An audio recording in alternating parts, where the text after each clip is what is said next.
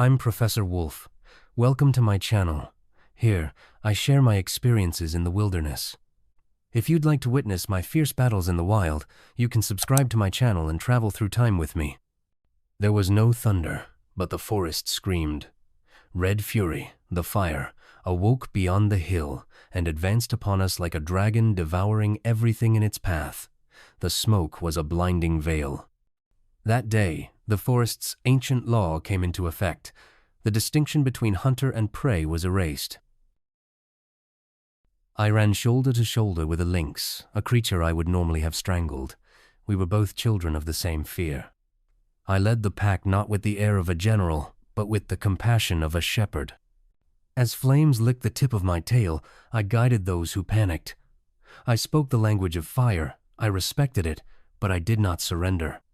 When we emerged from that hell, I understood that survival wasn't just about teeth and claws. Sometimes it was simply about running in the right direction, alongside your enemy. The forest was no longer the forest we knew. It had transformed into a crimson cage, crackling, roaring, and breathing all around us. The heat was intense, boiling the blood beneath our skin. Ash rained from the sky. With every breath, it felt like shards of glass were filling our lungs. We ran, but it was less of an escape and more of a dance with death. A centuries-old pine tree fell before us with a roar like a cannonball, blocking our only escape with a wall of flames. The pack paused for a moment, a wave of panic spreading from tail to head. I saw that primal fear in the eyes of the young ones. They were about to surrender. Then, the lynx running beside me stopped. Its yellow, jagged eyes were fixed on the weakest point of the wall of flames. Normally, we would tear each other's throats at the sight of each other, but at that moment, it looked at me. In that look, there was not a challenge, but a silent invitation. The lynx leaped towards a sheer cliff, almost invisible in the smoke.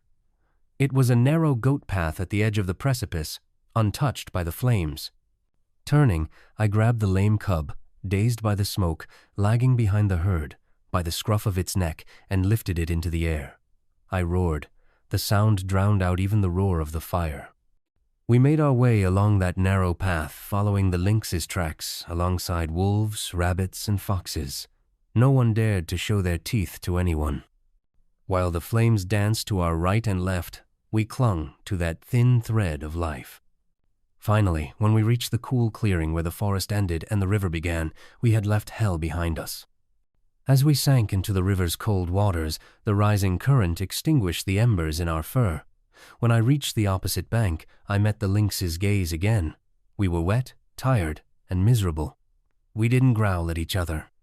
It simply bowed its head slightly and disappeared into the darkness. That night, as I sniffed the smoky air, I looked at the survivors of my pack and whispered that ancient lesson. When disaster strikes, blood feuds turn to ashes. For the teeth of fire are sharper than all of ours.